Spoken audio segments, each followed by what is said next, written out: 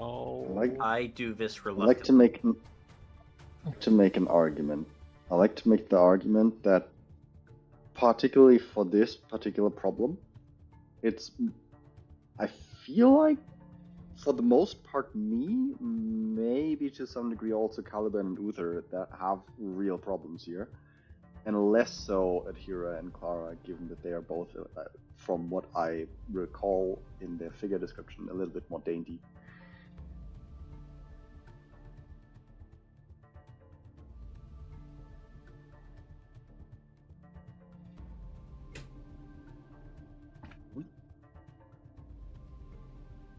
Hmm?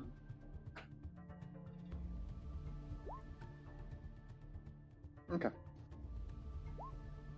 It's unfortunate for a rogue. I'm in danger. I'm gonna start panicking. I mean, I guess I would at least first try the acrobatics before I start smashing walls. Acrobatics there. See you later, suckers! Fucking how? Oh no. Hold on. Caliban, where's your roll? It's right there. Oh, 15. Oh! I need to put on some cave music.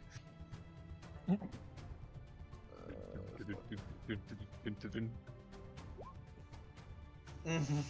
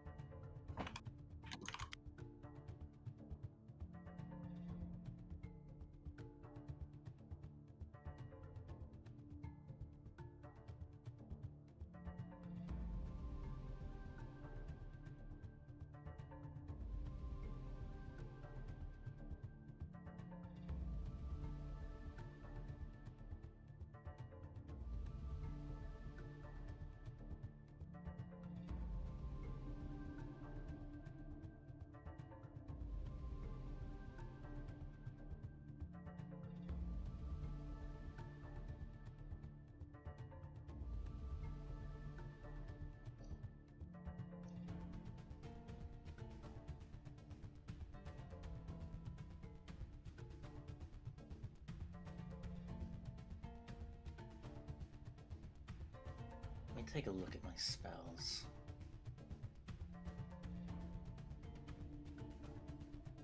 Oh, I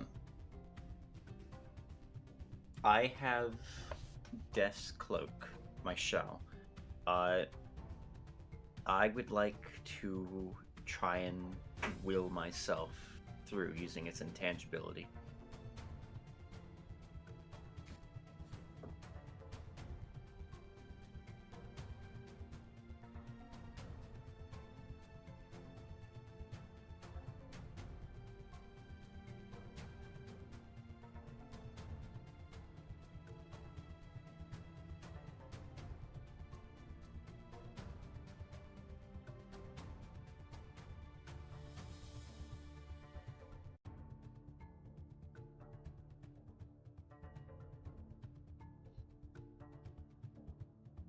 She, in her mind, sort of utters a very shaken expression of gratitude in Lamshi.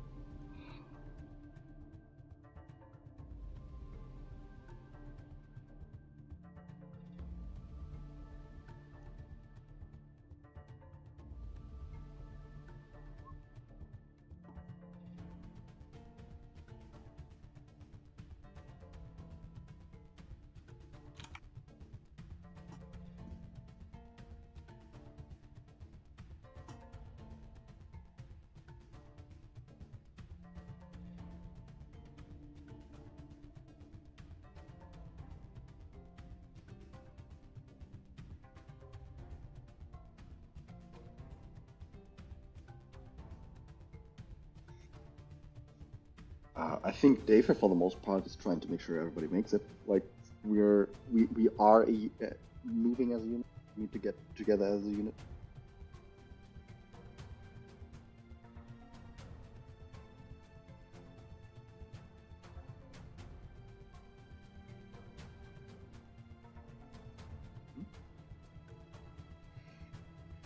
Okay. Trying to also like we are still in foreign territory. Did are our surroundings safe? Um,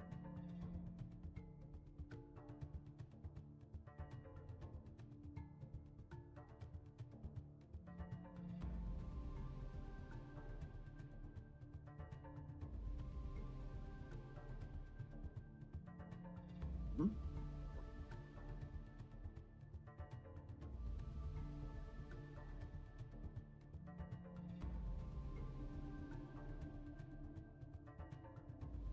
Okay.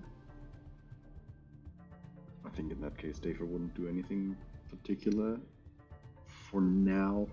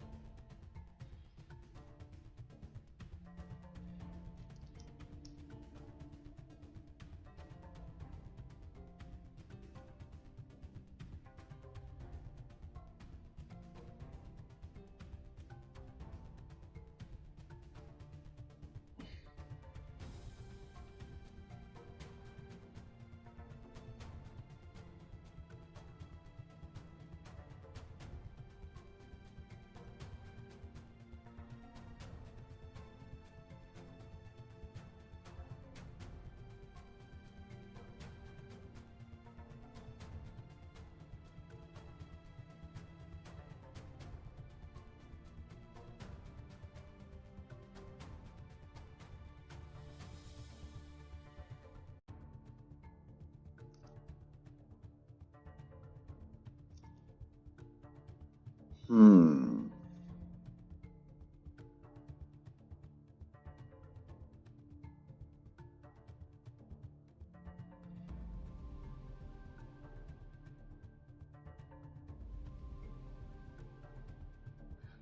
Sam, regarding the smell, does it? I mean, I might have been part of the odd excavation or heard the odd tale about um, specific kinds of smells. Does it smell, I don't know, like chlorine gas or something dangerous?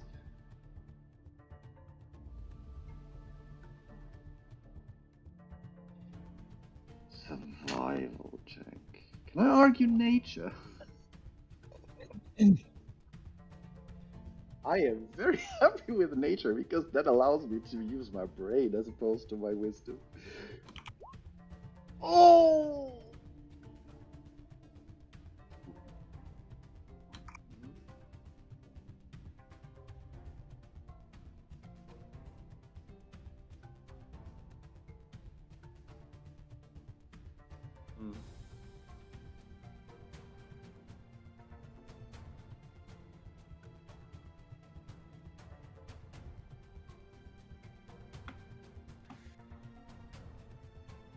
Mm. Okay.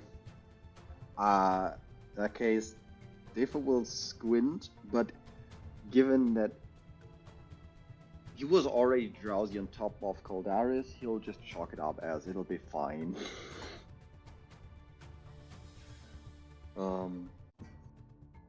Yeah.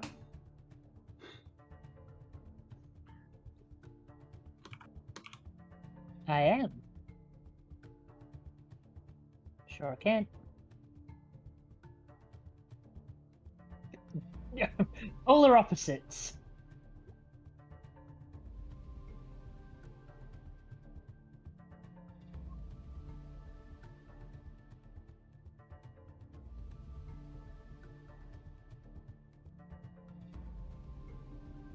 That's so strange.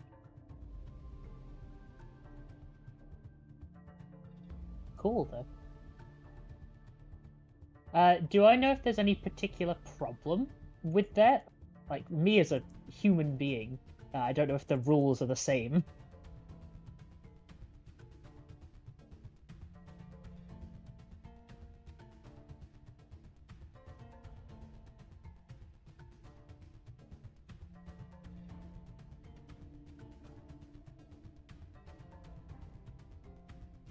Okay, cool.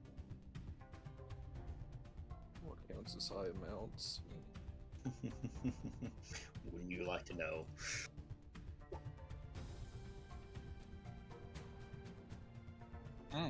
Yummy.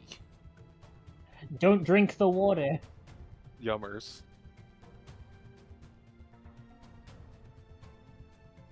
Mm.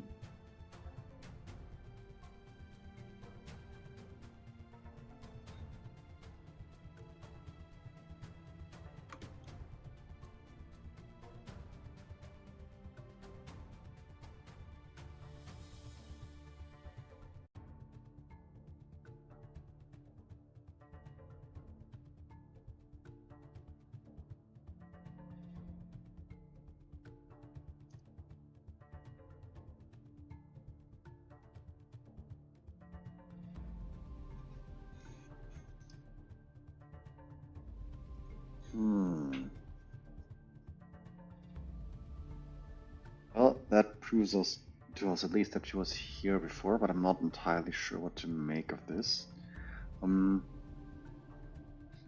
During our I would like to take a closer look at the worked stone, if it reminds me of anything. If we had any classes that like would. Do we have classes that speak of archaeology or even remotely any kind of history? Yeah, we had a history class. Everyone was asleep in it, and I was furiously taking notes. No, that was specifically a philosophical debate that Dave was very frustrated about. That's why I remember it.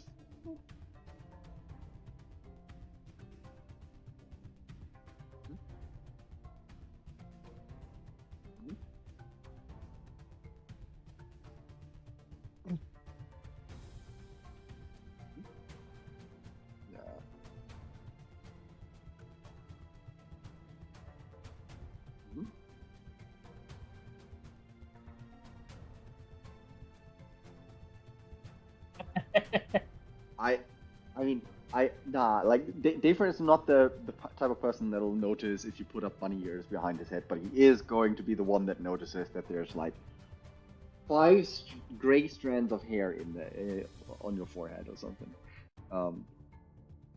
So he'd take a closer look at the stonework investigation. This.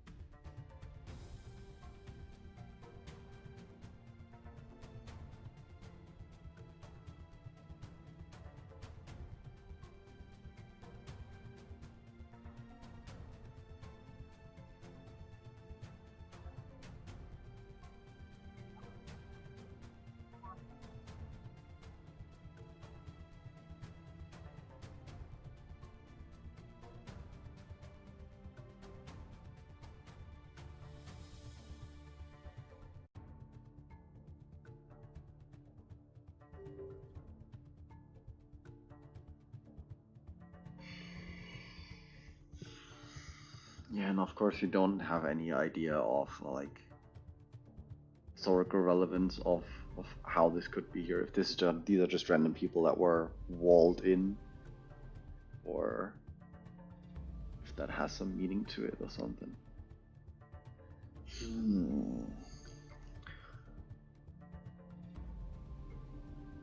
Guys, we have 4 skeletons in the walls here. I'm not sure what this is about. A skeleton in the wall? I mean, you can see the eye sockets right here. Does anyone have a chisel or a pickaxe? We might be able to get them out. Didn't think it, I'll be honest.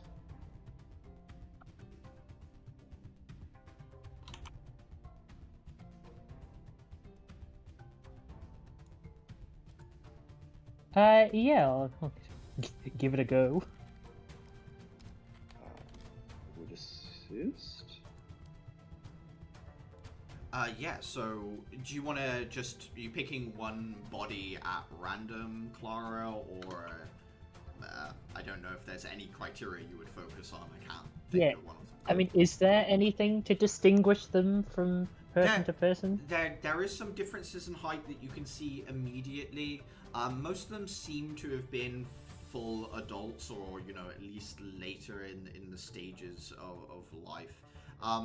One of them is incredibly tall, standing maybe a head taller than Dafer as well. Other than that, there isn't too much to say about them at a glance, Clara. Then yeah, I'll just pick one pretty much at random. Like one on the end, I suppose. Okay. And you want to like chisel out like an arm bone, or are you trying to like get around the whole body? Because obviously that will take some time. But I mean, it depends whether we want to move on or if we're staying around here for a while. I suppose I'll ask Sky to chip in as leader. She'll say, if we can handle the irritation, this might be a nice place to stay. So far, it seems like there's only one way in and out. We should look around a bit more. I can see some surrounding areas. While Clara works with the wall, maybe the rest of us can look around a bit more. That works for me. So Dafer and Clara at the wall. Caliban, Uther, Adhira, what do you guys want to do? Do you want to take a look in the rest of the cave areas? There are some personal effects of Kathy's here as well. You actually can see that there is a couple of different notebooks, other bits of equipment and things like that are here as well. Adhira is going to look over the personal effects. Yeah. You see... So first of all, the obvious things that stand out, there are 2 notebooks. One of them looks newer, the other one looks older, a lot more ruffled, with like extra tags and folded corners and things like that. The other one, a little bit more pristine. You can also see that the more pristine one hasn't been like... hasn't been treated for like... How do I put it? It hasn't been given enough care to ensure that when it's moving around the caves, it won't take damage. It looks like it might have been situated here, basically, at a glance to you, Adhira. Other than that, you can see that there's some gear for, like, starting a fire, setting up a tent, little bits and pieces like that in this space as well.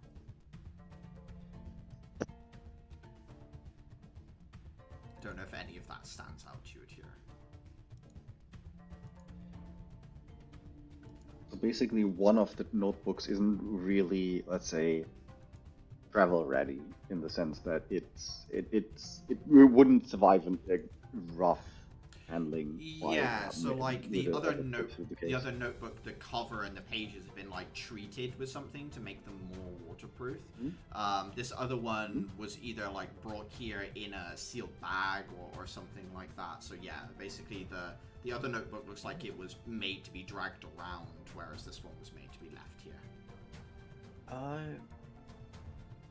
Can I look through the latest pages or latest entries of the newest notebook? Yeah, of course you can. Give me an investigation check. Did I close mine? There we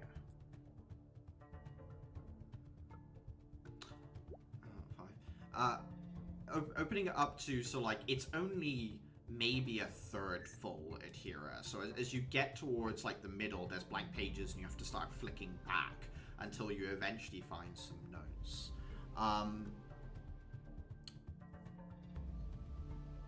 There are some more like easy to parse notes in here that you kind of give your glance over. It looks like Kathy became concerned that maybe a miasmic monster had gotten down into the ossified tunnels and made a note here that she was going to go head that way to clear it.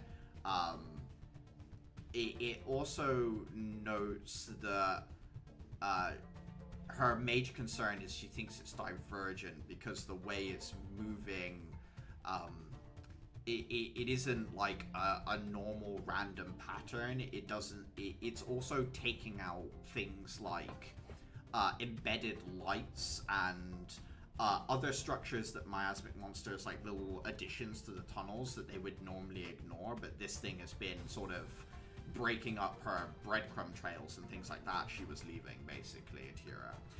The more complicated notes, as you look at it, mentions something about a Gadfellow construct, and she's talking about some fundamental misunderstanding she had about burial practices in the area, but it goes into some like really obscure, complex terminology as to do with like interment rites, and it makes reference to Jade Formation or something like that as well, Atira, that you're like reading over but you don't quite get. She reads this all out loud and draws attention to... I think she had some concerns about some divergent miasmic moving through the caves. It went around erratically, not like the others, taking out embedded lights. Yeah, what is a Gadfellow construct? You can give me an Arcana check if you'd like it here. Ooh. Ooh. 21. Ooh. Having recently had most of like the highlights of Empress City's history sort of burned into your brain, Gadfellow is a name that comes up somewhere around 600 years ago within the city. Gadfellow wasn't a judge within Empress City, but more like an advisor to a judge, or at least ended up being that. But Gadfellow himself was an inventor. He made a lot of magical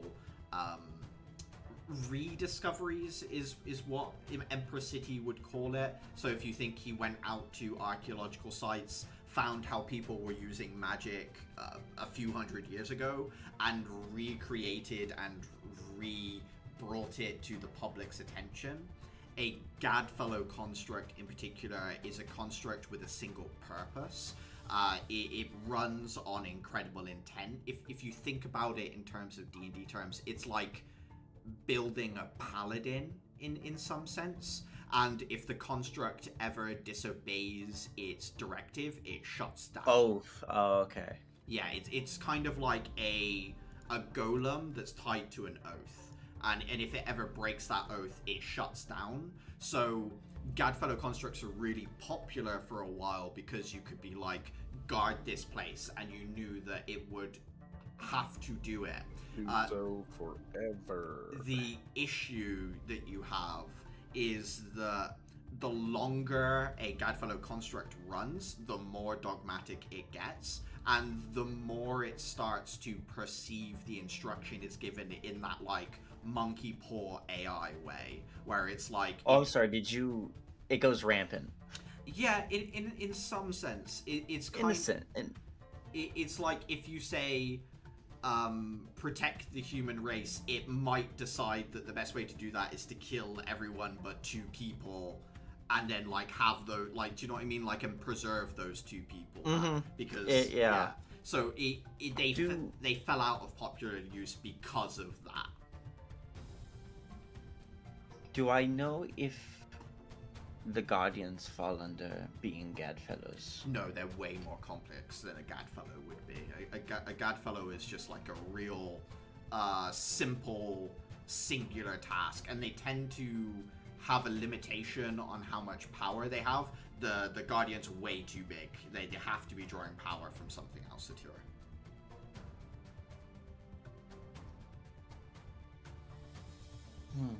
And specifically, Gadfellow thought that he had recreated it in a superior way to the ancient people that used it, because none of the constructs he made ever did the weird rampancy thing. However, it turned out that it just takes a while for this rampancy, as you put it, to set in. So they made tons and tons of them with him being like, I fixed it, and it wasn't, and it went really badly for a while. No. Yeah. Oh no, hubris. Taylor's all this time. Taking her fingers, she is going to run it in the crease of 2 pages, like of the most recent one that's been written in, and the next blank one, and see if she can feel any sort of tear. No. Yeah, no, there's no page that's been ripped out or something taken, so checking for that, you don't find any signs that she's removed anything. Just be certain. She is going to put it back into the bag and go through some of the other stuff. Okay. So, Atira's looking through that book. We've still got 2 people by the wall that haven't done any rolls or anything for. Caliban and Uther, did you guys want to check out the chamber space? There are some, like, crevices and cracks and tunnels that kind of offshoot a little bit, although you can see that they end not long with the light that you've got. Alternatively, there's that other notebook as well, or anything else that you fancy doing as well. If there's any High Zemestian that I can translate still, then I'll keep doing that. Though, if you did mention me and Uther both, like, checking out crevices and stuff, I know Uther's roll was bad, but I did see that +6 modifier, so... Yeah. I can check out the nooks and crannies if you want. Okay, so Caliban, if you'd like to read the older notebook, and then Uther's gonna take out the tunnels, does that seem right? Yeah, sure thing. Yeah. I'll help him if I need to do anything else. Up to you, Uther. Do you want a second pair of eyes with you? It'll be alright, I think. Okay. Surely I won't roll a fucking 2 again. Uther, Don't put that out into the universe. Sky will come with you just in case, because, like, there are several little, like, tunnel systems to go down, so she'll sort of accompany you as you're moving along. She's not technically helping you look, because she's not, she thinks you're more observant. She's there if I get jumped. Yeah, exactly, so she's just keeping an eye on you, because you're going to be out of line of sight for a bit. Do you want to give me a perception, investigation, or survival check, depending on which you make? I'll give you some different information.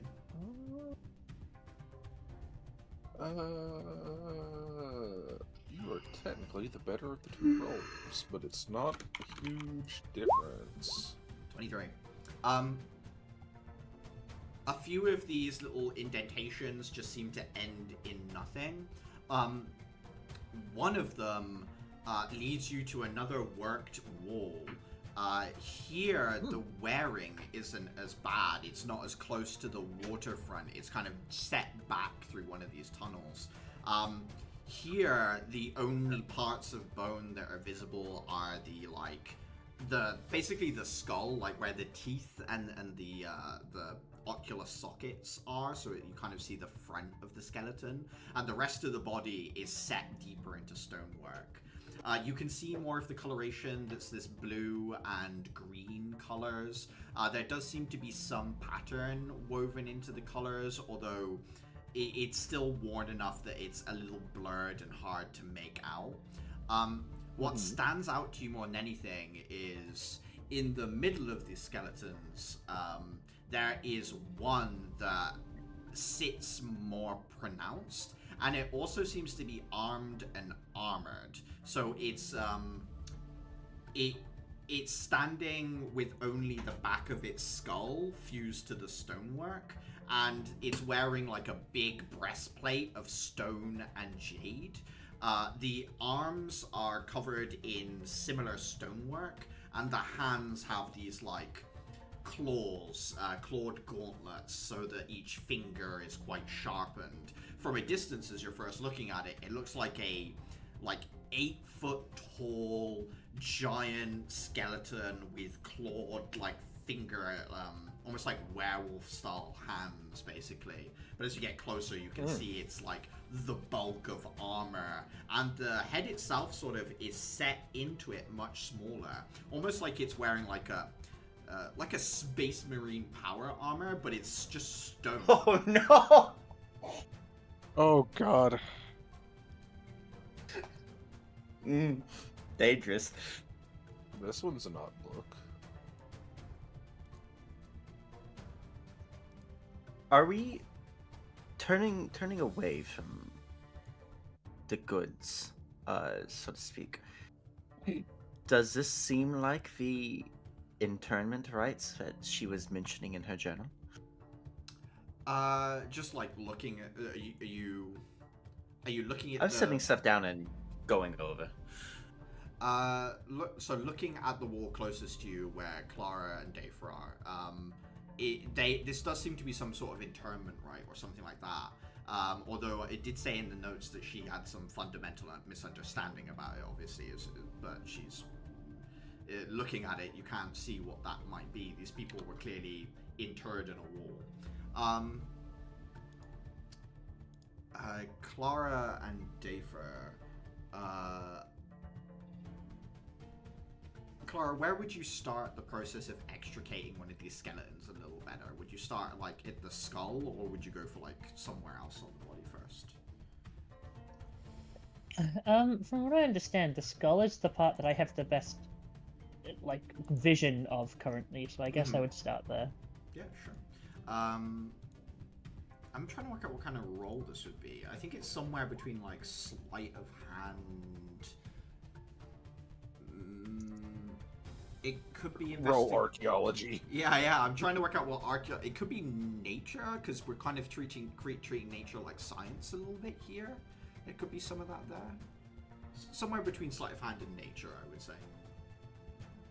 Neither of these are my best, although it feels weird that I don't have nature proficiency. I mean, I 20. have nature proficiency, so I assume this makes it easier. 20 is good, and with Daphra's help as Yeah. well, of course.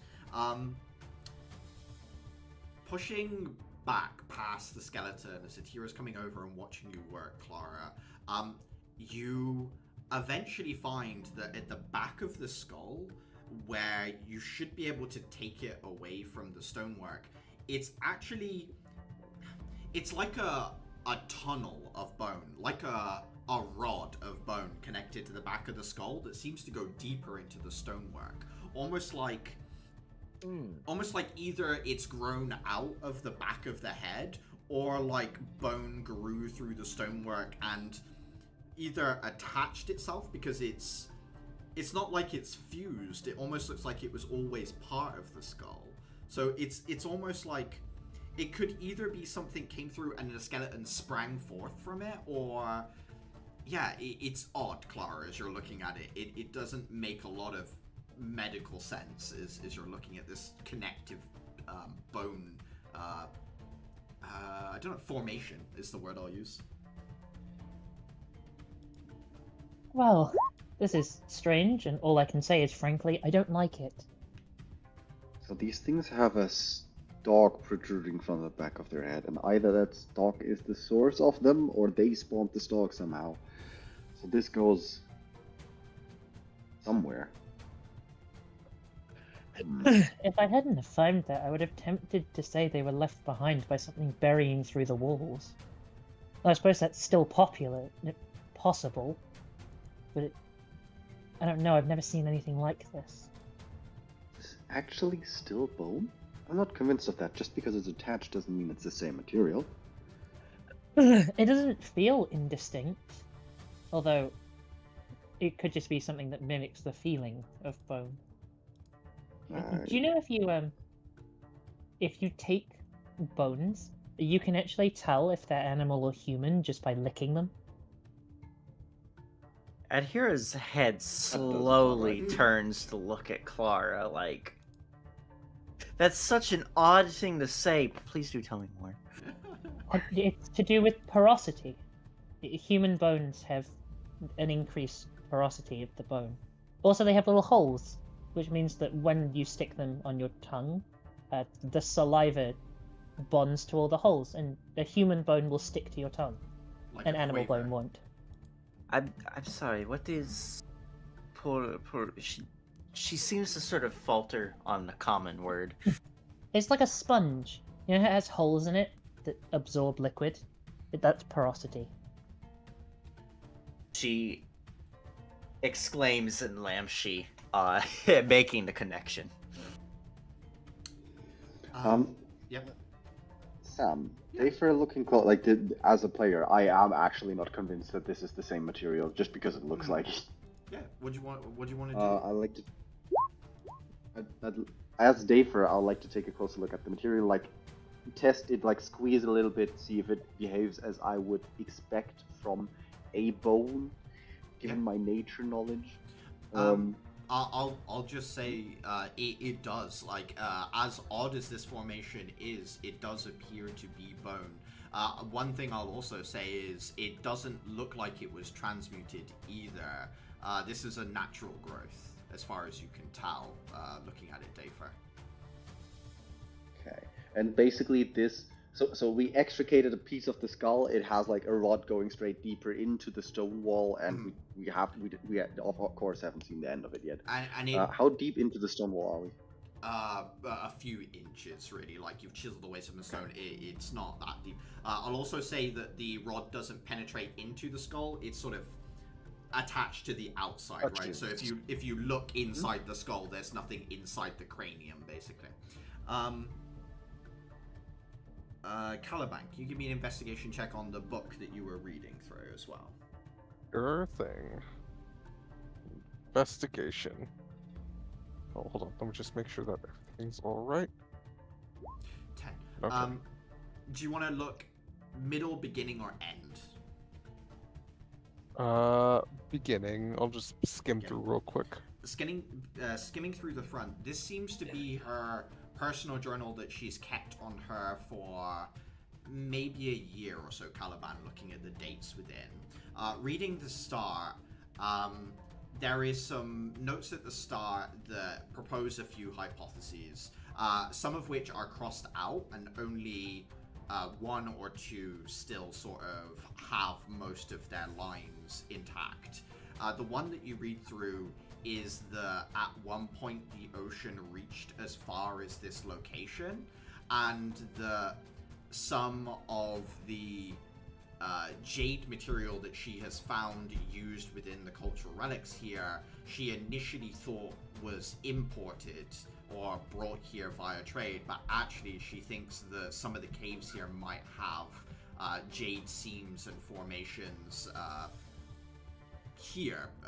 The coastal sort of material, as far as she's aware, may have formed here within the Goldbell cave system.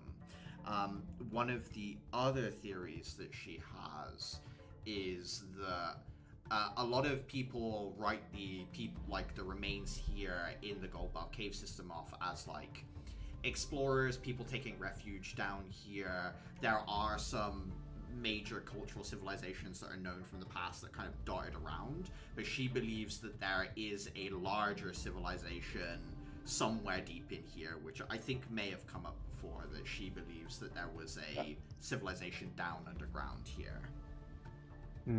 I see. So that's sort of the hypotheses that you read through at the front.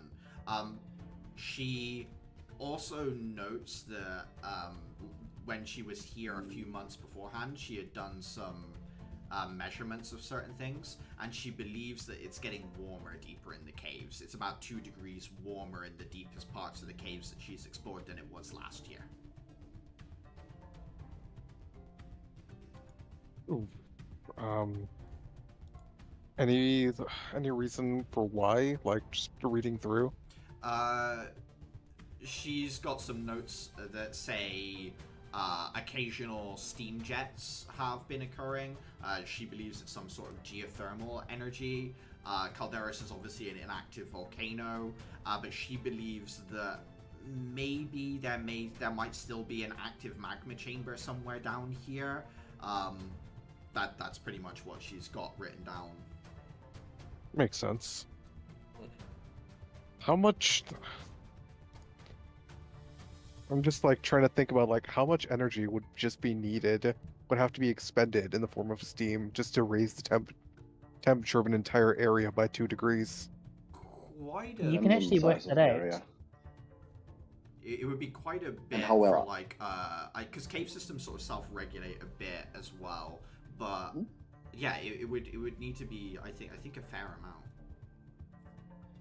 How good is Caliban at math? You know the Can I answer just- to this.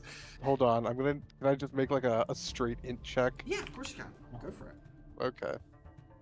Also, like, given... I mean, I assume this place is rather occasionally isolated overall. Like, it doesn't have Yes. that... It doesn't seem to have that many exit points. So, He's incredibly average at math. so Caliban, Okay, never mind. you're unsure, mostly because like there are obviously water locks and gates here that would isolate certain sections, but because you've only explored the right side, you don't know how open the left side is, which means you're not sure how much area you're really filling up with heat, right? So you're sort of like, you feel like it might be a lot, but other than that, you don't have a great sense, Caliban. True. Fair enough.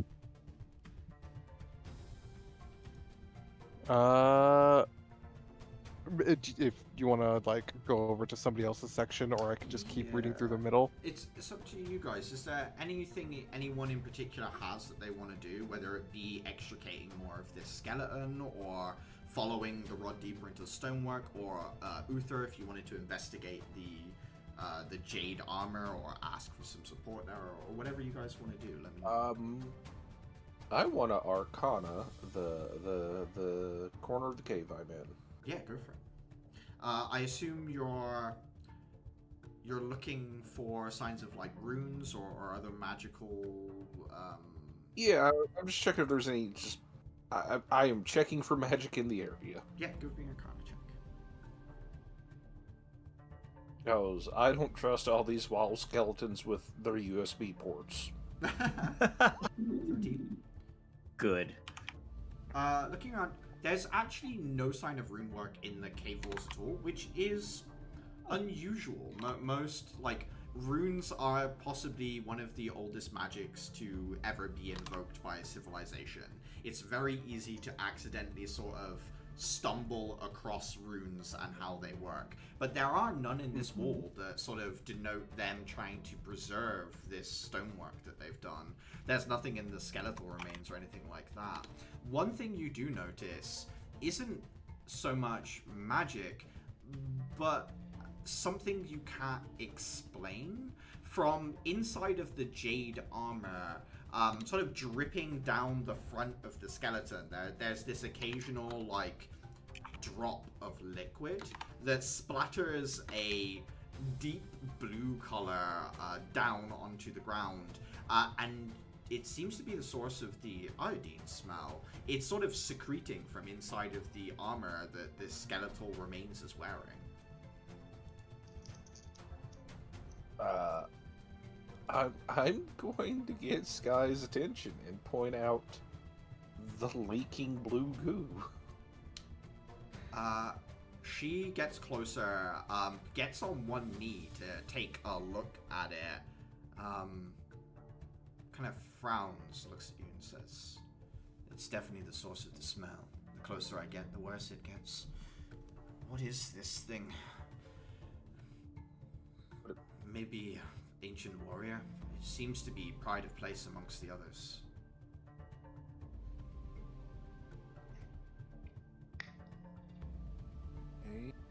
I mean, it clearly looks like a warrior, but... She stands up and sort of gets on tiptoes to look it more in the eyes. Uther, give me a perception check. Oh, no.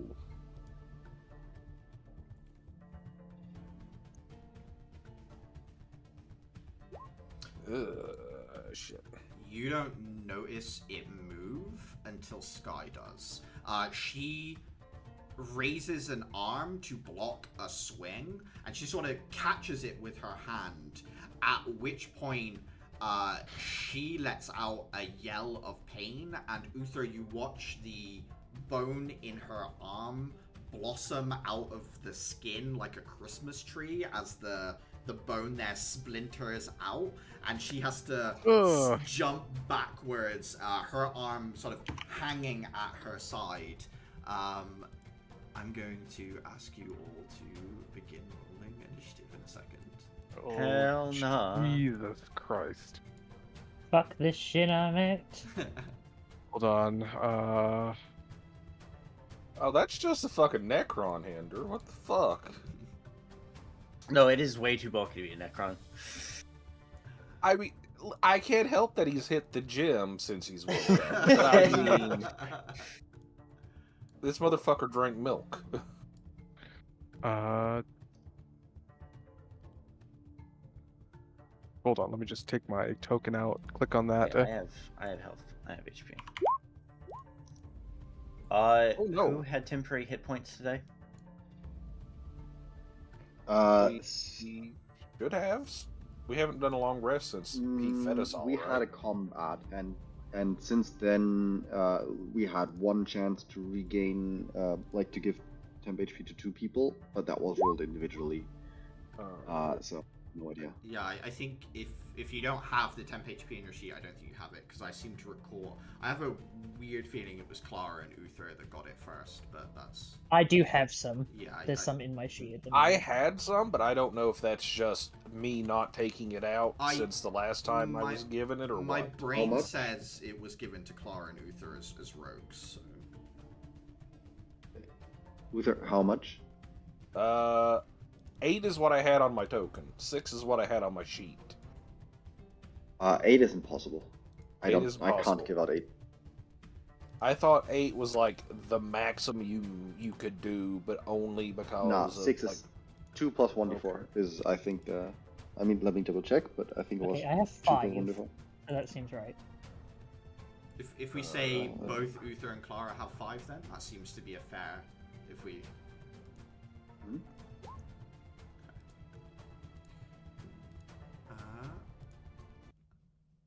Do we have initiative rolls for everyone? Oh, I don't know. Caliban, Uther. There's Clara.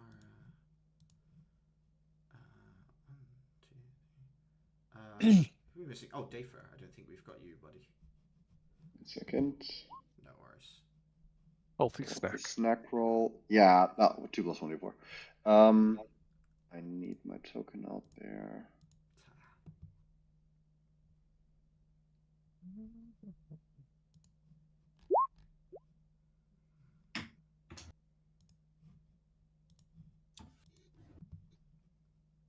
Actually, that would be where Clara is. Where is Clara? Yeah, I don't know where we were Yeah. in relation to each other. Don't worry about positioning too much. I'll talk you through it. We'll just sort of just have the tokens there more for HP and stuff references.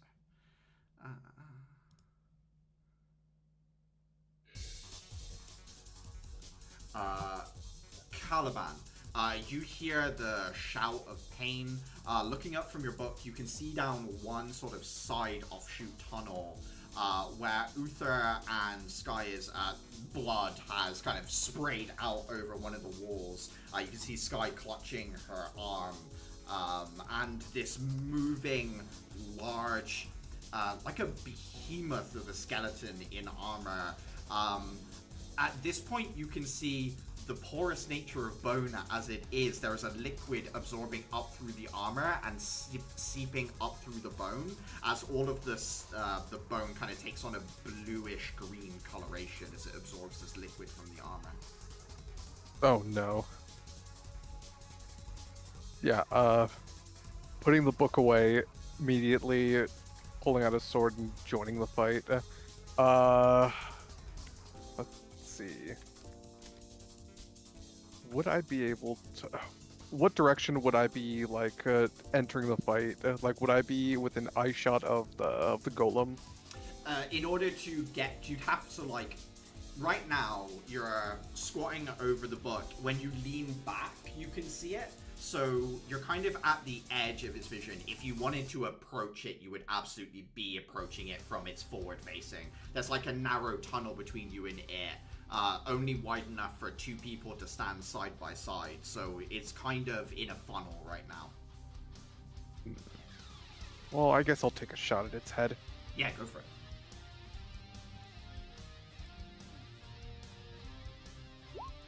Wow. Okay. You take the shot. Just before it hits the skeletal remains in the armor, it bounces off of a shimmering... unseen protective barrier, like a force field around it. It seems to be projecting Caliban. Oh god. Damn it. Okay. You know what? That's fine. Anything else you want to do, Caliban? Or are you like taking cover and leaning around to shoot, or are you more like approaching and firing as you approach? I was firing as I was approaching. Cool. Anything else? That'll be all. Okay.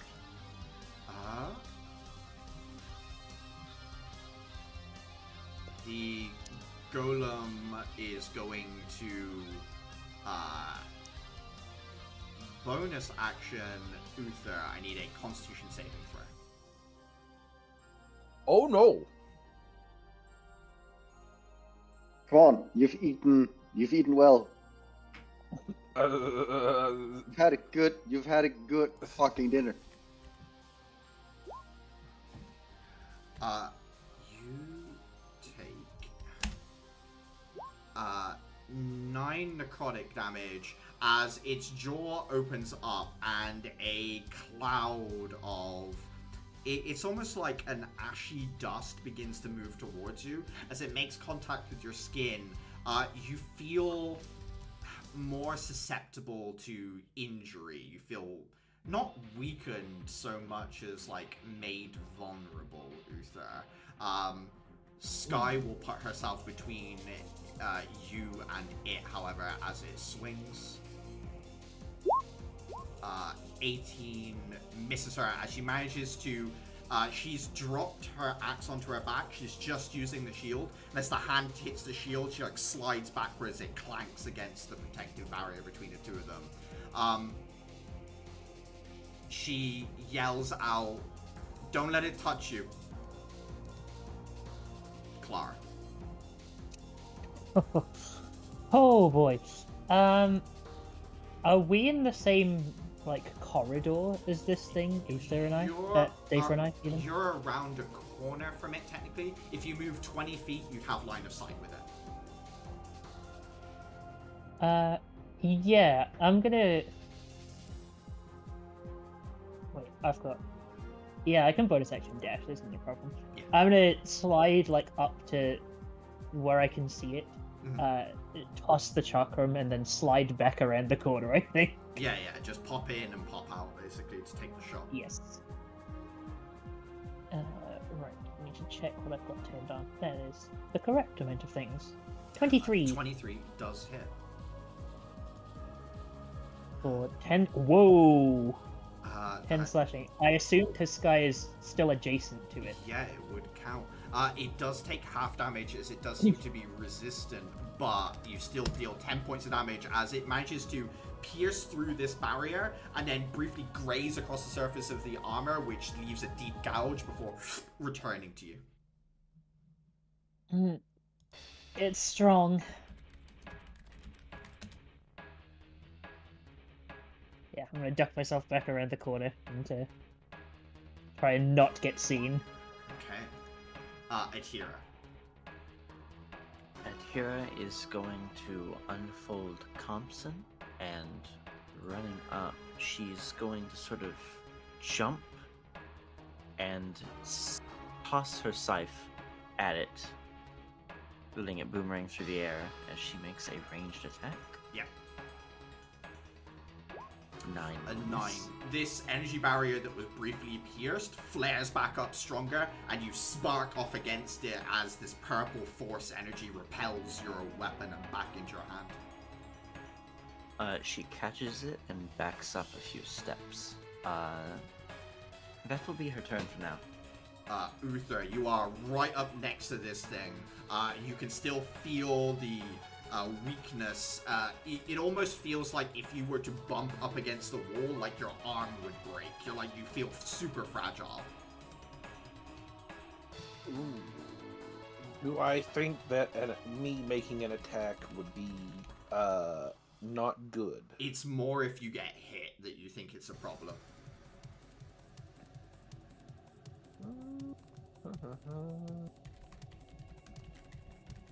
What do I want to do in this moment? I think, for my benefit, I'm going to activate the feature of my shell. Yeah. I'm triggering Shield of Faith. Okay. Your AC increases as your shell puts up a similar but slightly weaker version of the energy barrier that, like, this thing seems to have. It's not quite the same, but similar-ish effect. Oh yeah, the light shell just counts as basic leather armor, doesn't it? It does, yeah. So that's 12 plus my dex, that's 14 plus 2 is 16. Okay. 16 is Yike. better than 0. I'll be real. AC is an illusion to make fools feel safe. Yeah, fair. I dump con, so who's the bigger fool? Those who stack AC, or me, who Don't get hit does not beforehand. stack his health? Yeah, Uther. Yeah. Use your bonus action. What do you want to do next?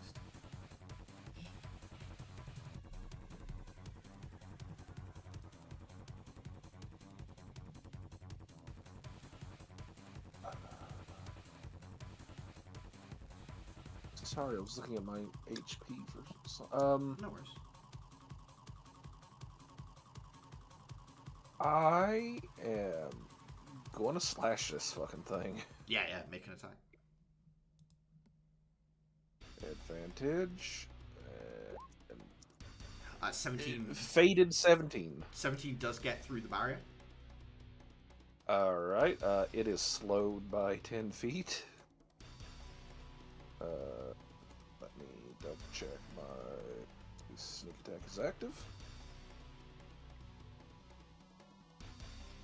Submit. The barrier does take Tragic. the brunt of the force out, so it does deal half damage. So even though you pierce through the barrier, it does stop your weapon to some degree, and it takes 7 points of damage as you put another gouge in the armor.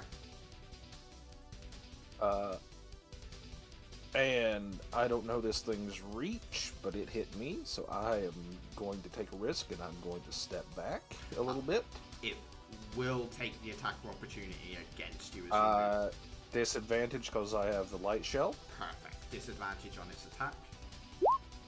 16. Just meets it, yeah. Yeah, that just meets it. I need a Constitution saving throw from you, and you take 13 bludgeoning as it slams into your chest. Oh, fuck me.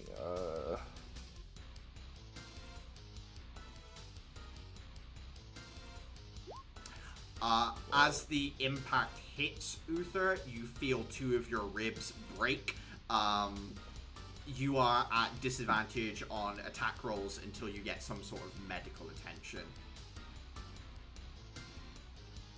Lovely. You just hear the crunch as its fist hits.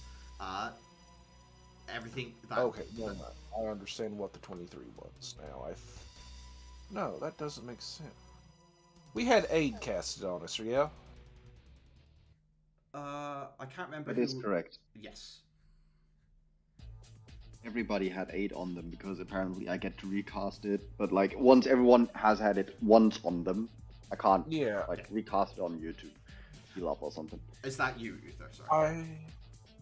Yeah, I'm just trying to figure out what the fuck my HP is supposed to be. No worries. Dafer, over to you. Okay. Dafer would react rather quickly. Can I reach the thing in like 30 feet? 20 feet gets you in line with it, 10 feet gets you closer to it, but you would be about 10 foot short of getting up to it. And yeah, you could slip past Uther, so if you had another 10 feet of movement, you could get next to it. I do not, so I cannot like reach it for the purposes for example, applying my stamp thing, which I assume I need to be in melee range. Yeah, absolutely, you have to be in melee range for the stamp. Okay. In that case, what I would like to do is more walk to the side-ish, somewhat-ish away from the party to like make sure that there's some distance, but have it in 20-foot range, I think. Yeah, you can be within 20 feet of it. As a bonus action, I would immediately intensify my shell. Yeah. Which, like, I assume gives it this slight vibration. So, my overload feature comes into play, and I would, I think recklessly just try to, dink roughly the area of its head. It's not like I'm a precision shooter or anything, but I feel like just that should be easy. Launching force towards its skull. Yeah, go for it. Yeah, essentially a shockwave to like imprint some kind of teasing rune onto it. So that is an main attack with overload attack. Actually, do I get my overload bonus on my ranged attacks? I'm just gonna say yes. The barbarian feature. I'm just gonna say yes for now, and then I'll figure out whether I care more later. Okay. 23 hits for 5, which is half to 2 points of damage. That would be recklessly, and that puts me more-ish to the side. Okay. It is now marked. Right, so disadvantage on anyone else. Yep. Anything else for your turn, Dave? Bonus action, movement action, I'm done. Cool. You see pupils dilated, one arm hanging kind of uselessly. All of a sudden, Sky's eyes focus up. They sort of turn hazy. Not a free action. They turn hazy. She seems to, like, all of her features, like, drop in terms of intensity. She goes quite placid. And Dafer, you see a kind of like a haze around her. This, like, almost like heat lines from when something gets too warm and you look at, like, a road and you see the air bend. And she raises the shield up tall, and she's going to take a defensive position in front of this thing. And she's going to try and push it up against the wall and hold it in place. 20. And it was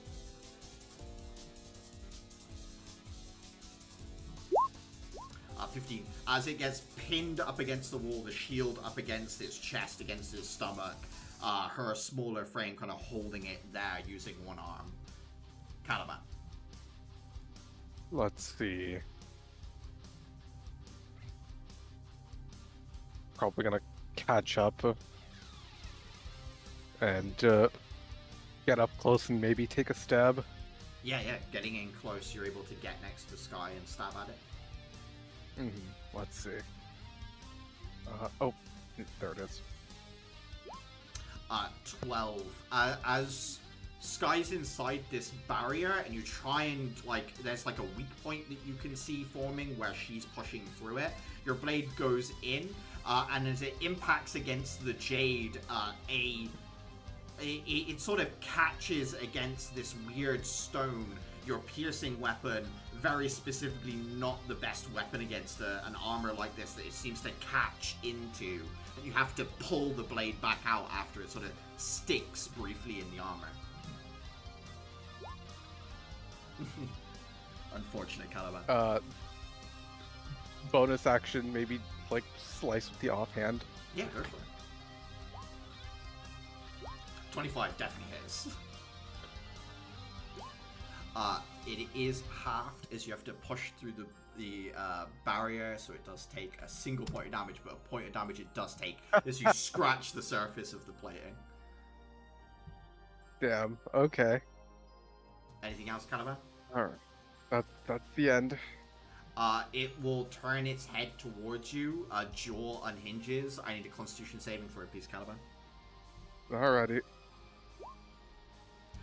23. As the dust starts to settle across your skin, very briefly you feel a weakness, and then you just sort of shake, and all this dust leaves your body, and all of a sudden everything seems to return to normal as you manage to brush this effect off. It is going. I can't keep getting away with this. It is going to try and attack you still, Caliban. Right. Natural 20. As you focus on trying to throw this dust off, it does impact. You take 14 points of damage. Hold on. Can I parry this? Yeah, of I'm course gonna you can. try to parry this. Yeah. Okay. I rolled my superiority die and my dexterity modifier. Let me see. There's no way, chat. It's no. Hold on. Let me Yeah, of see. course. Let me check my battle maneuvers real quick. I think we're Do I still use 1d8s? I think we're still at D8 territory. Yeah. Yes. 1d8 plus 4.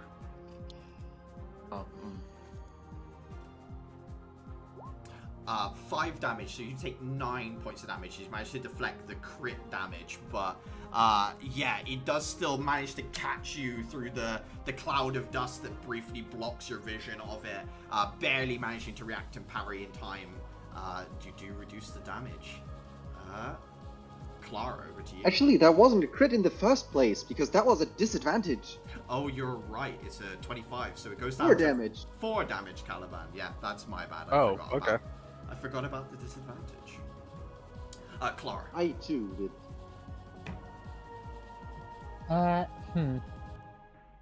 Other than this thing's scary, I have not learned any other information. Yeah, it's got like a force barrier around it that you've seen flicker up, and it does seem to be, it does have iodine sort of pouring from its body and sort of absorbing into the bone that is there as well. You'll be able to see that, Clara.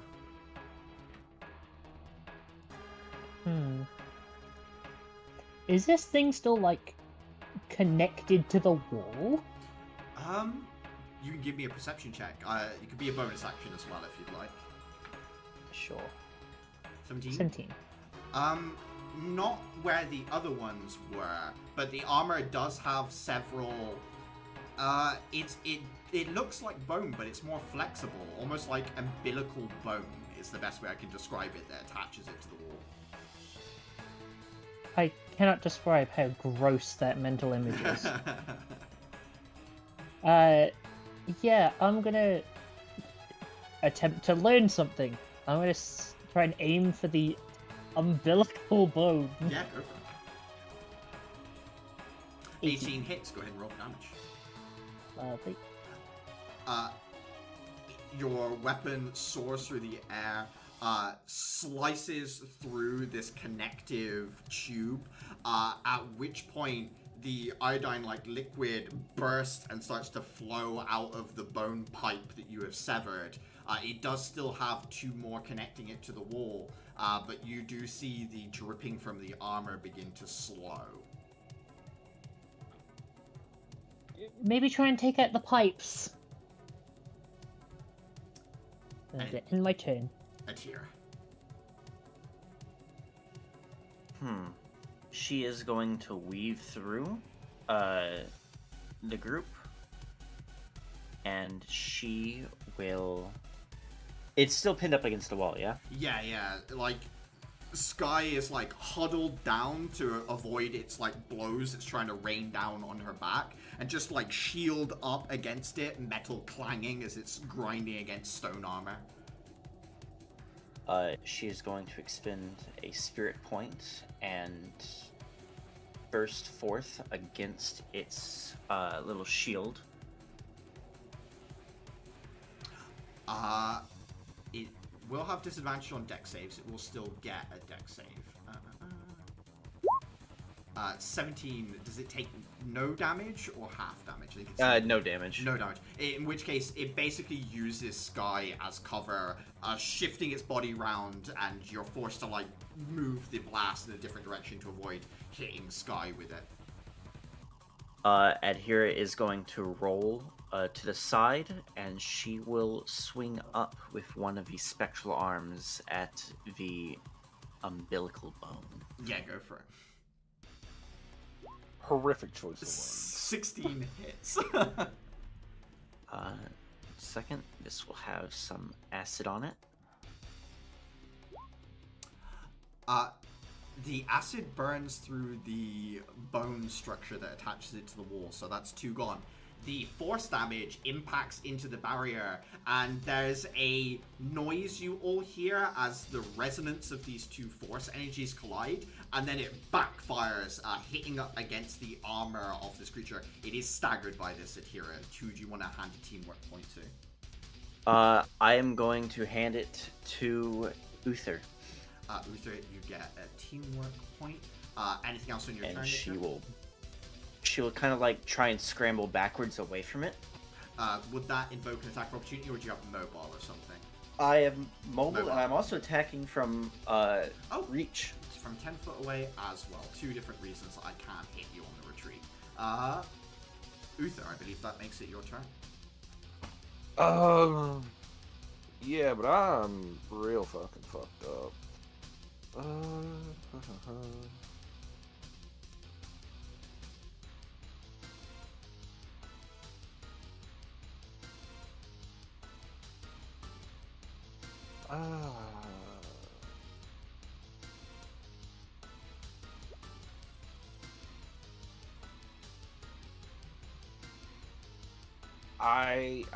I'm sitting here toying with the idea of using random acts on myself.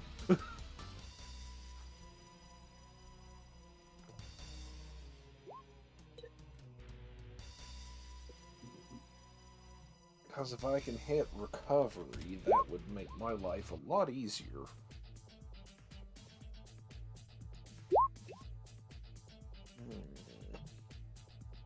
You To absolutely point out, can. right now, the damage you have is like 1 evening sandwich of healing, potentially. Like, I can give you an extra D8 on that, but... What about an extra sandwich of healing? I think Like, Dafer is the damage saying- you have right now is healable by like 1 evening sandwich. If you shoot yourself in the foot and that gets stuck, that is out of like you're not getting to full.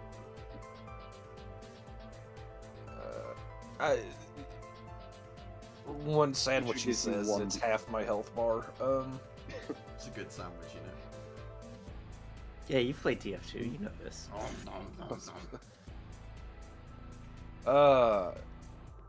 Here's my problem: is all of my ranged shit is mundane as fuck.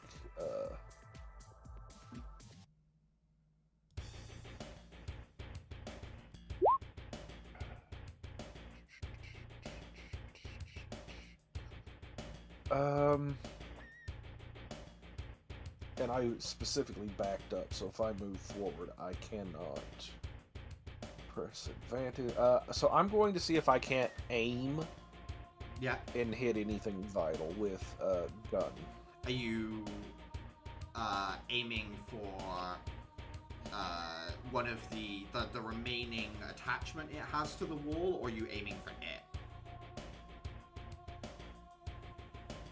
See, I'm almost afraid to detach it from the wall, because then it can move. Well, it's pinned by Sky at present, so there's that, I suppose. Okay then, yeah, I'm gonna aim for that attachment and see if we can't disconnect its, Yeah, go for it. connectors,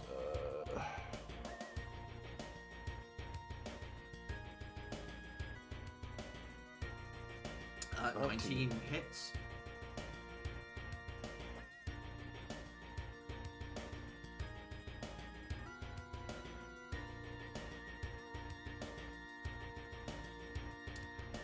Bullet goes through, pierces the last of the connections.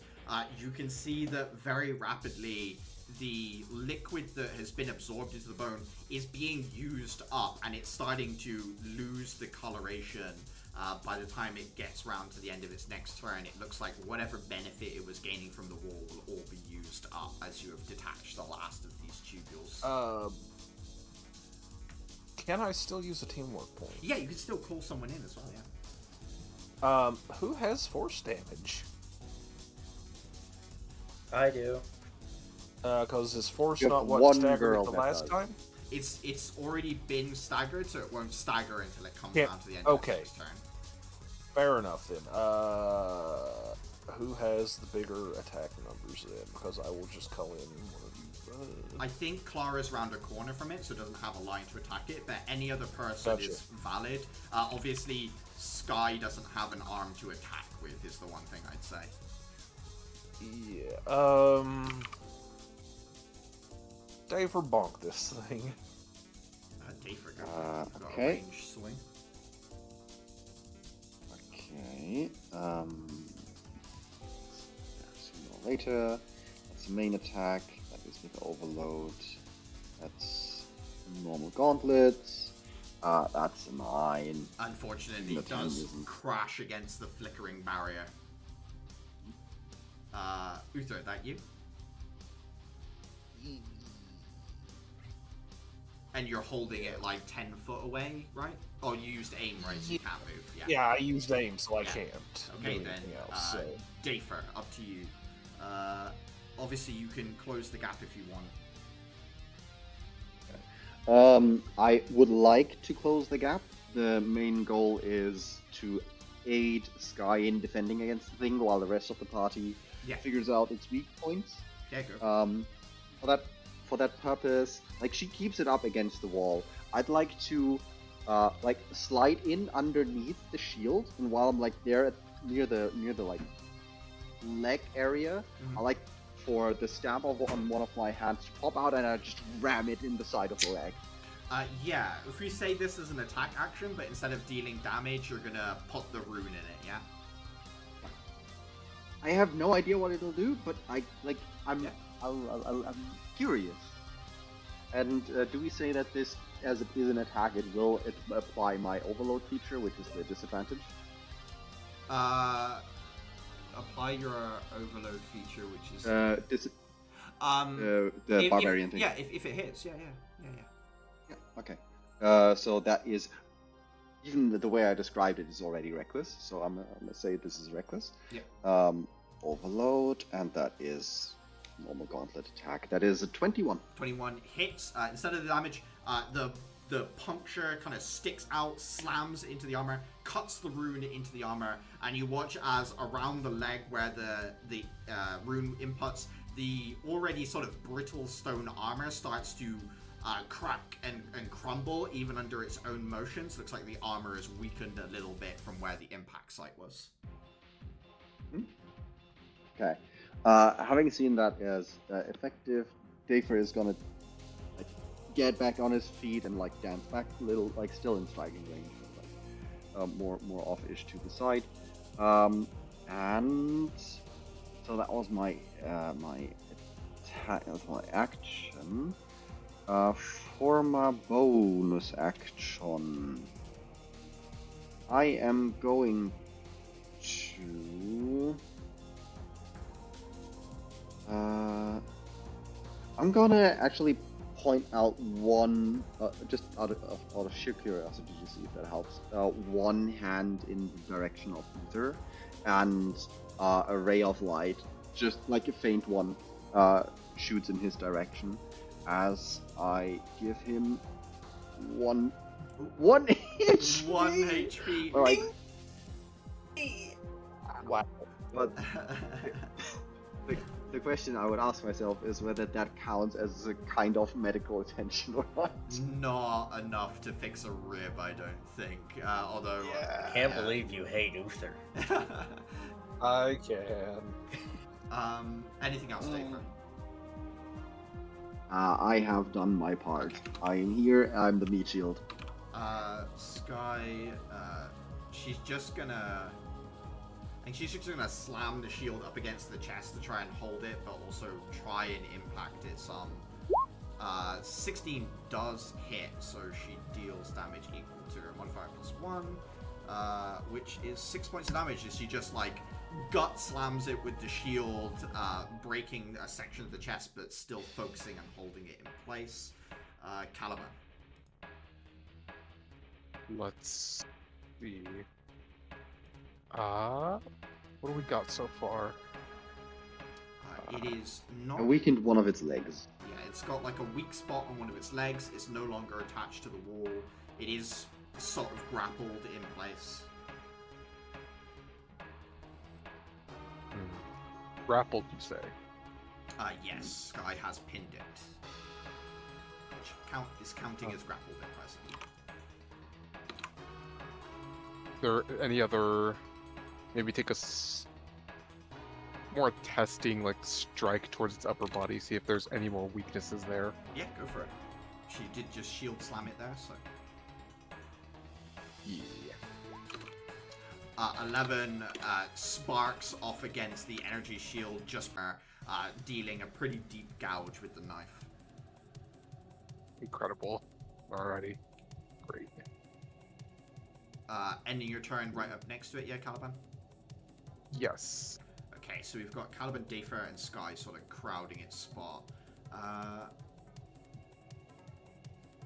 However, I think it's somewhat concerned with you, Atira. It's going to turn its head towards you and need a Constitution saving throw. Oh no, I'm bad at this. I think I rolled a 2d5 by mistake, but we'll keep it. 6 damage you take as you feel the necrotic energy pulse through you, and you feel this fragility that Uther has, as well as any impact against you might lead to more serious harm. That said, it can't quite reach you, so instead it's going to attack Dafer.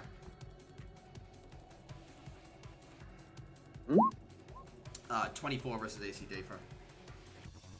That misses.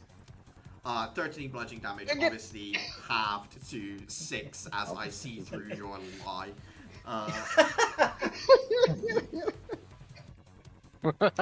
In my mind, my AC Humans was aren't the bigger. best at lies. Clara.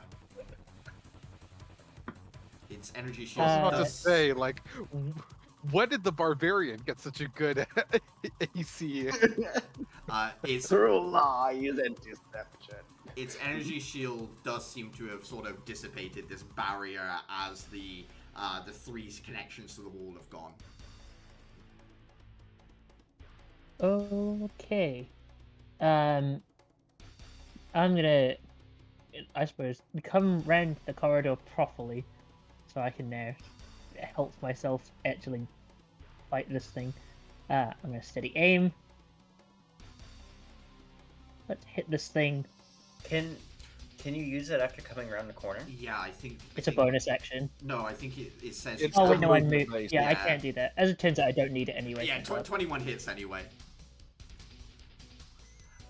18 points of damage as it does hit heavy, cracking open the blessed plate, revealing inside is just like a normal skeletal body, but it is attached with like a million tiny bone protrusions from the stone armor into that skeletal remain, where it's like attached from like a million different little tiny. They almost look like the gills on a mushroom. Those like lines and ridges underneath the mushroom. Oh, A yeah. little bit in the art, yeah. Yeah, you can see it a little bit around the head. It's got that same gilly protrusions where it attaches to the skull. Yeah. Nice. That's me then. Atira. I'm fragile. I think she's sort of like clutching herself instinctively. Mm-hmm. But she moves forward, and I think her spirit does most of the work, as she will swing out with one of these arms. Yeah. 17 hits. That is 9 points of damage, and does, of course, stagger as the force energy does impact into the surface. No longer protected by its barrier, but still somewhat vulnerable to it. Who do you want to hand a teamwork point to? I'm going to use it on myself and immediately call it in as I spend a point of spirit to flurry of blows, and I would like to call in Clara as I hit. don't think you can immediately expend it, so unfortunately, you can give it to yourself or you can hand it to someone else, but I don't think... I'm going to hand it to Dathan. Okay, Dave forgets it, and you're going to flurry of blows. Yes. So, first strike. Hits. 6 damage, yeah. Next strike. 9 unfortunately misses, yeah. And she is going to sort of stagger backwards. That will be her turn. Uther.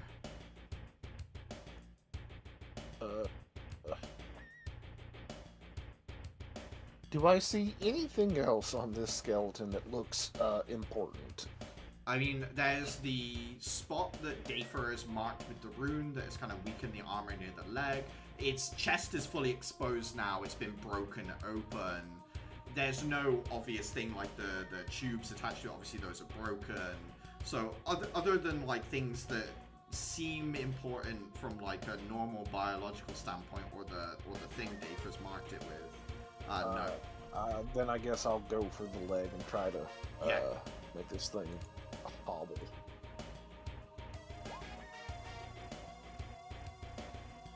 I'm going to aim so I can roll straight. Okay. 10. Even though that spot is weaker, that's not quite enough to get through it, as it impacts just left of the mark, not quite breaking through the fragile armor. Alright, that's me then. Okay. Dafer. I would like to coordinate this one with Clara, I think. Yeah, that makes sense to me. I would very telegraphing from a into a direction where I think Clara can like very much obviously make out what I'm about to do. Like I swivel like the rune stamp in my right hand again. Go for momentum and try to ram it into its essentially into the pit, into its from my side right hand pit. Oh, like the sort of like the under the rib sort of area on the right side. Yeah. Yeah. Okay. Okay. Go ahead and make your attack, Let's and then tweaking that. And then Clara. So that would. Dafer make your attack, and then Clara also has an attack against the same spot. Yes. 16. 16 does just hit, so the mark does go through. Mm-hmm. And then Clara, you have Okay. an attack as well. And 17. 17 hits. Go ahead and roll for damage. That is 11 damage. As the impact hits, it splinters up and one of its arms crashes down into the ground as it has been somewhat disarmed, as you might say. Wait. Combo power. It is looking rough. It's starting to slow down, obviously, with parts of it exposed and it breaking apart. but it is still moving at present. Sick. My goal has been achieved. I shall thus stay where I am. Sky, what's she want to do?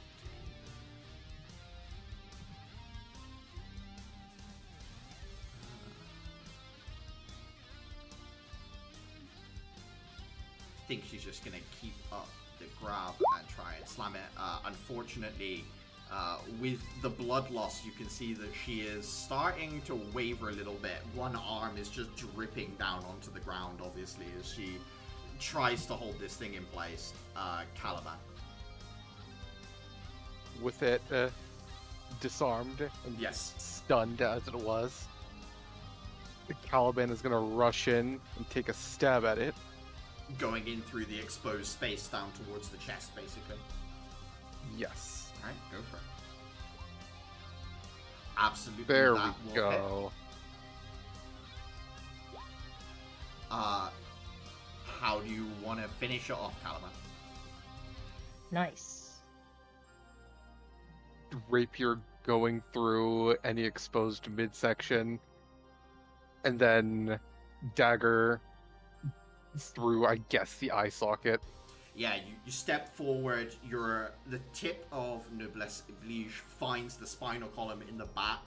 It crumples downwards, and as the dagger comes up, the head comes down, and it goes up through the eye socket, shatters out the back of the skull, and then the rest of the body slams down into the ground. Hell yeah. Sky kind of backs up and pushes her back against the wall and slides down a little bit as she looks down at her arm, grabs it with her other hand and like moves it into a stable position on top of her. Very calmly, she looks around at the group and says, "In my pack back at the campsite, I have a splint somewhere and some bandages."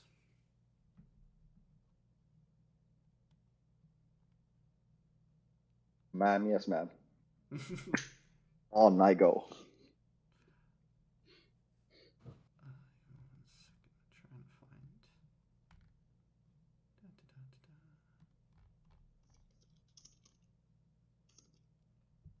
Anyone else want to do something as... I guess, yeah, you can grab the bag. It's got some of the medical supplies in it. I'm going to very carefully slide my way to the floor. I'm just gonna grab the entire bag, assuming that some of the stuff might also be needed for you, Uther. Yeah, bringing the bag over. Sky looks at you, Clara, and says, "As far as I know, you're the only one with medical training. Yes, ma'am. Would you mind?" I've got it. Don't worry. Thank you. As Clara is tending to her arm, she'll look over at you, Uther, and say, "Is it bad?" Just some ribs. Try not to move too much. You don't want them puncturing anything. Just take it easy. I'm trying to keep them where I can see them, so to speak.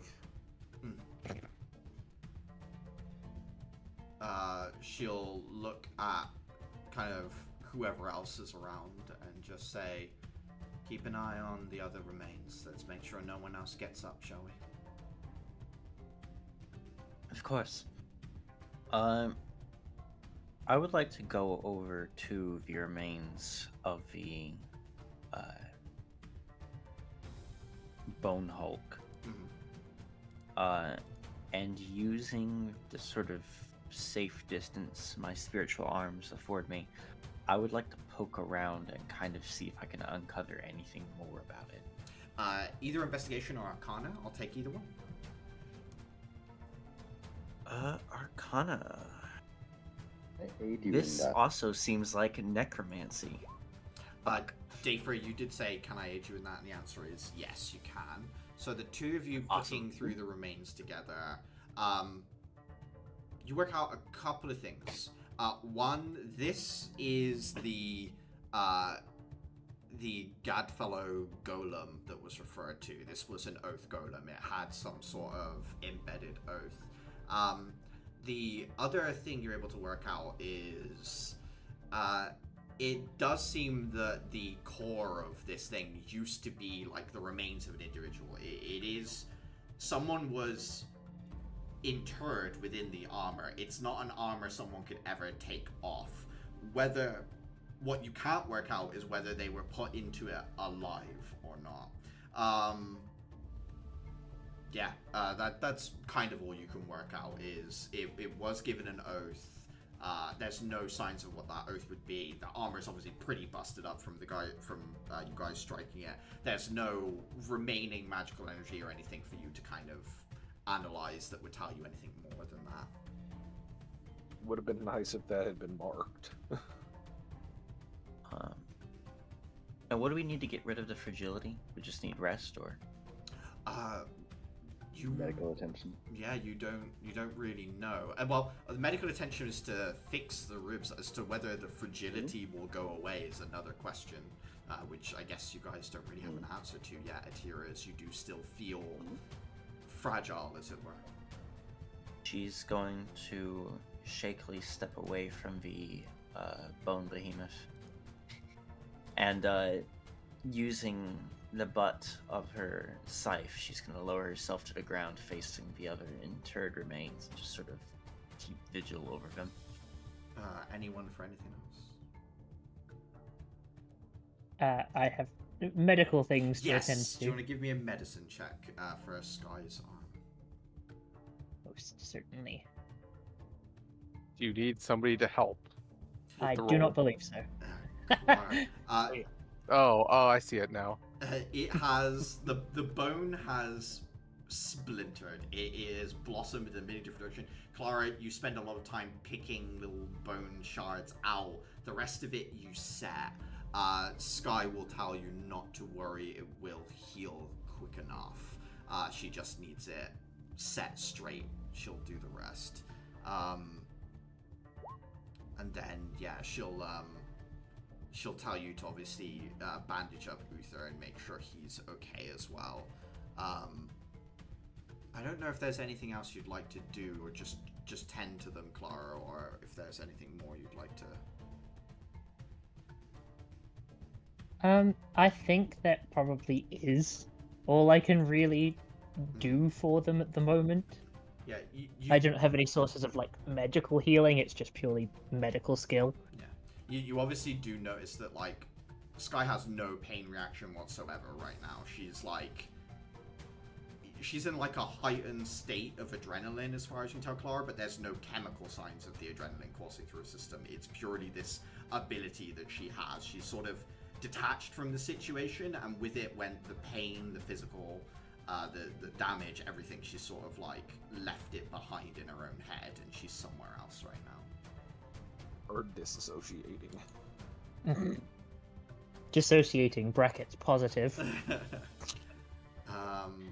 Uther, you're able to help easy enough. His wounds aren't nearly as bad. He's kind of broken stuff, but with his shell healing and stuff, a night's rest, they will reset themselves in place, basically. Okay, so yeah, Clara. We're not normal. You're not normal. Clara having tended to the two of them. Atira's keeping watch on one wall. Is anyone keeping watch on the other?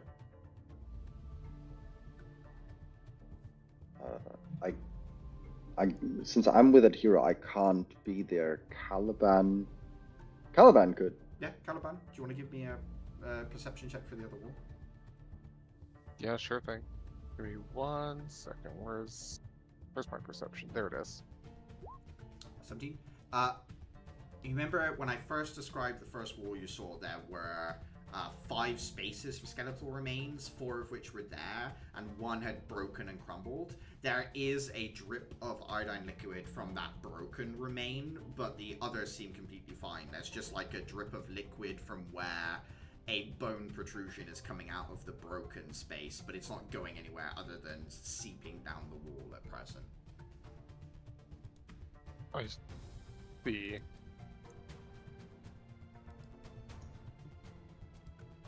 I don't know what I'm supposed to do. No, it seems to be fine. It's just something that you notice, basically, Caliban. I see. Once Sky's arm is patched up, she will stand up and say, "Let's camp here after all. I don't think the others are going to move. I have a feeling the armor was required, and we don't see any of the other ones like that, but we'll keep watches still all the same." That Sounds sounds good to me. She nods. So dinner time it is. Dinner time, and there's more notebook to read through. I know I'm going to look through the more heavier used one, if anyone else wants to take a look at the rest of the book that Adhira started to look through.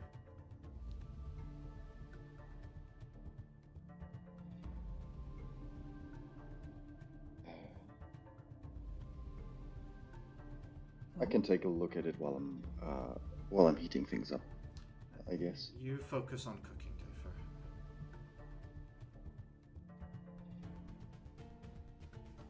I'm not doing All right. anything. I'll read through it. She'll nod and incline towards the book to you, Uther.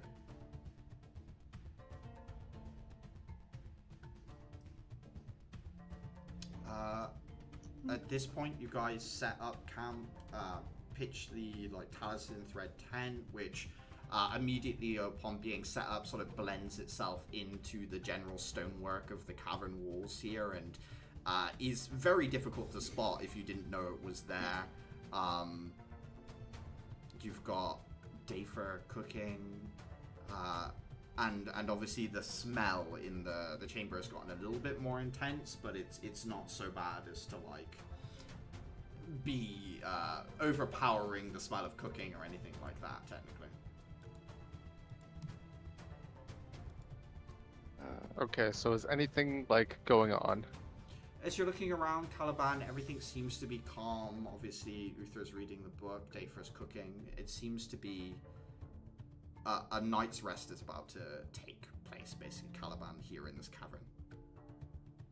Okay, I was about to open the book that I had, or did Dafer Dafer reading it? If you still got it, Caliban, you can certainly keep reading it. Sky was going to read it, so I guess she'll just read it with you, Caliban, if you like. I'll hold it for her while her arm mends. Yeah, sure. Yeah. You hold it up as she'll read bits and pieces out loud that she finds interesting. Do you want to give me an investigation check with advantage first, Caliban? Is this the two that you're reading? Sure thing. Yeah, give me 1 second. Investigation. Are they reading the older or new one? This is the older one, the one that's more heavily used. As the quote-unquote evening sort of peels onwards, little excerpts from the book are read, detailing different caverns that she tried exploring. She spent a lot of time in these waterfall caverns, going down all the different routes. It details her marking system with the dashed lines. It says, if something's marked with a name, then it's usually there's only one way to go from that point on. The dotted lines basically take you to junctions, whereas words mark out chambers you found were interesting. It notes the discoveries of jade artifacts that she's kind of kept for looking over and cataloging. It notes in particular the golem you guys just fought. It's in the really old notes that she has as being completely inert, long having used up its power supply. Is something she studied and found the iodine markings on the inside of the armor suit for. And as far as the notes you read state, this thing was completely inoperable, and that seems to be the consensus of her notes as you're reading through it, that it has no movement whatsoever. She refers to it as a calica. That means somebody reactivated it. Yeah, it does seem like somebody or something has happened that turned it back on Caliban, as far as you can tell from reading through the notes. What was its power source? Well, it The was. blue iodine. Yeah, Hmm. it was pulling it from As the far as walls. we can tell. Yeah. Or at least Okay. that was assisting it, right? Because that was powering this like defensive barrier it seemed to have. It still functioned without it for some time, so yeah, whatever it was.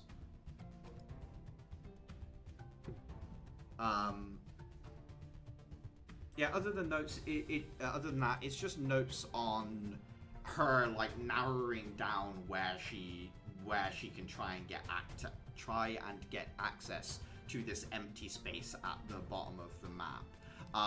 She talks briefly about exploring the ossified tunnel between the two halves of the area, but she notes that it's pretty much like one solid formation, and that there are internal like dents and rivulets and things like that, but it seems to be formed from a single piece, and there doesn't seem to be any sideways through. It just exists in like a perfect pipe connecting the two sides.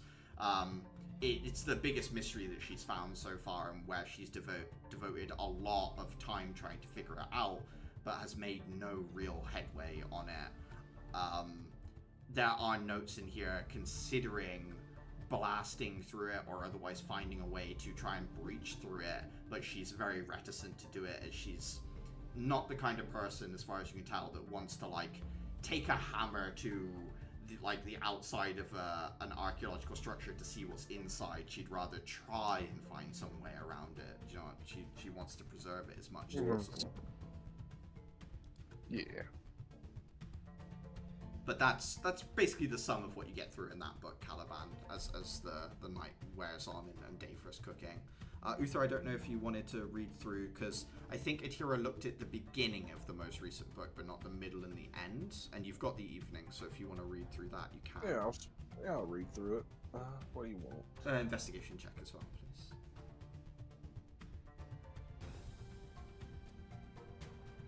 Yeah, the notes about this miasmic monster in the ossified tunnel continues with it having like destroyed light sources and things she's left behind. She notes that she tracked it through to the kind of like the greater expanse of where miasmic monsters came through, and she has written down that she found an encampment there that doesn't belong to her. She's questioning whether it is miasmic down here now, or whether there's another group down here. She posits that it may be an extended group from the engineers working on the hidden project, but for them to be in the miasmic tunnels feels odd. The encampment that she found, she notes that there's some expensive and quite advanced equipment in there, specifically to do with researching miasmic monsters, analyzing shells, the kind of things you'd find in a shell workshop for modifying or creating these devices that you use to empower yourselves. At the last... I am going to let everyone know about that. The last note in the book is that she's going to look for the people that this camp belongs to, or at least scout it out and see whether she can figure out who it is. That's the final mark in the journal.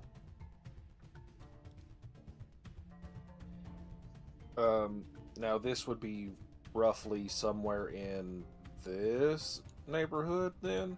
Yeah, more to the right. So like as this tunnel connects through, where she notes finding the encampment is like here-ish, basically. What was that area called? Let me look up a map that has a better resolution. I think it's called the Ravager Caverns? Ravager Caverns, yeah. Oh no. Sky will think about it for a bit as she sits there listening to you talk. She says, I'm not sure. The cast of dance moms was on Good Morning America. I'm not sure whether whether we should be heading into the Ravager Caverns or not. I definitely want to explore this ossified tunnel. If we find a place where she's breached through the bone, then we know that could be a good location to search for her. But if she's lost somewhere in the caverns, that's a thing unto itself. This extra group that's looking around does have me curious, though. I mean, location-wise, it makes sense. The Ravager Caverns aren't too far from Outpost 2. So if something highly secretive is going on, I can see it. Cultivation grounds are also not too far off. And maybe there was an expedition through the tunnels of the Semesian Wastes that may be connected to the chambers in weird way. Some secret expedition they made. At least it's explainable that they're there. My main issue is the caverns are not safe. It's not the kind of place someone like us can someone who isn't like us can survive. Which means if there is a group down there, they're either very well equipped or very, very capable. Which means this is. If we got to the other end of the tunnels, would we be able to see obvious signs they've been through there, if they've managed to get through? Like, she points sort of to this area. Mm-hmm. You mean more signs? Do you mean of this group? Yes, like encampments or any sort of markings of travel. Depending on whether they've packed up or not. I mean, Vesper obviously found one encampment. Whether they're leaving them behind because they're being reused, or whether they're just unconcerned about leaving behind evidence of their presence, I don't know. Either way, I would like to know what they're doing down here. If Kathy thought it was important, then I think it's important too. I just don't know how much we should be taking on at once, considering the new presence of threats down here. There are things that Kathy discovered that seem to be coming back to life, and if they are as dangerous as what we just faced, it is worth considering how we spend our time before heading back up. Let's say I'm good for about. I'm confident about one more bout. A second one after that would leave me, I believe, rather wounded. I think we make headway tomorrow for the ossified tunnel. We'll explore its length, see if we can find any evidence, and if we make it to the other side unscarred, we can look around the Ravager Caverns for sign of these investigating groups that are from the outside. If not, we'll head back the way we came and head for the surface before we recoup and head back down a more safe path to the Ravager Caverns. We can go via Outpost 2 or the I forget its name, sorry. Either way, we can take a safer path into the caverns than the one we've taken today. Yeah, Ravager. That sounds good. But we'll have to be careful on the way back. There's still the big bats. It's true, but I believe Uther has another one of his protective barriers, and if not, we'll be able to find some way through, I'm sure. Yeah, and I'm still pretty alright with getting us through there with muffling our sounds. That should help. My arm will be mostly better by the morning as well. Okay. Well, if that's the case, here. Some simple pasta. However, you two and Dave would be pointing at Hira and Uther. He hands you both a spinach salad with a little bit of croutons and roasted almonds and stuff. You'll need that as well. That one is your temp HP dinner, essentially. Thank you. How much is it? 1d4 plus 2.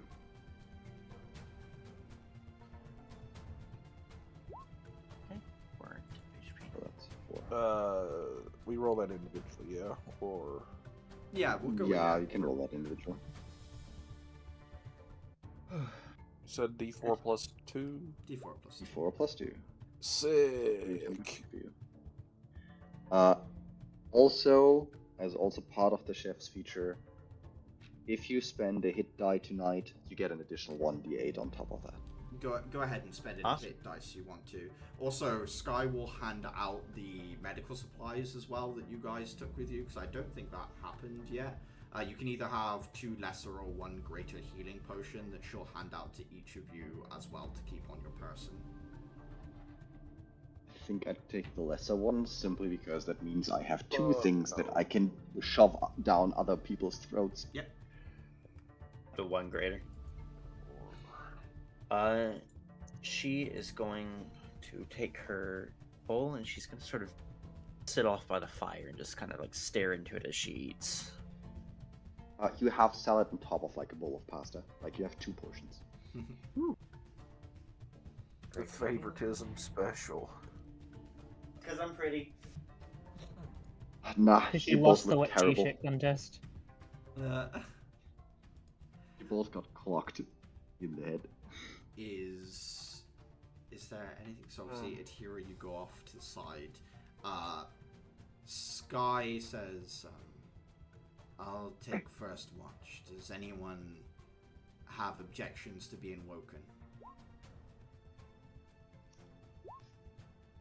No, not And really. here it does. No. Adhira doesn't want to be woken. No, she doesn't have any objections. Okay, cool. In which case, she'll just say, "I'll wake one of you for second watch, and then you can wake whoever you want for the third."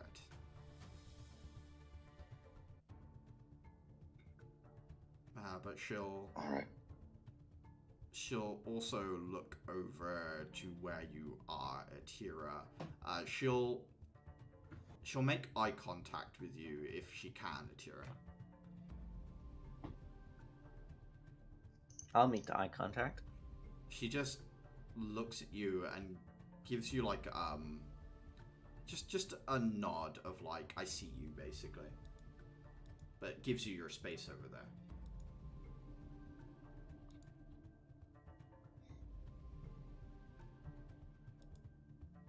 Is there anything anyone else wants to do that evening before you settle in to sleep? I would set up muffled runes around the campsite. Yeah. Just in case.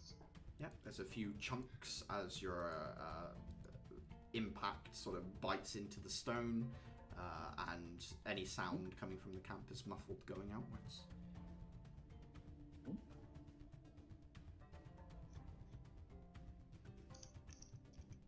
Everyone just settling in? Mm-hmm. Yep. A little bit of a shorter session, but I think that's probably the best place to leave off until next week. We'll go Okey-dokey.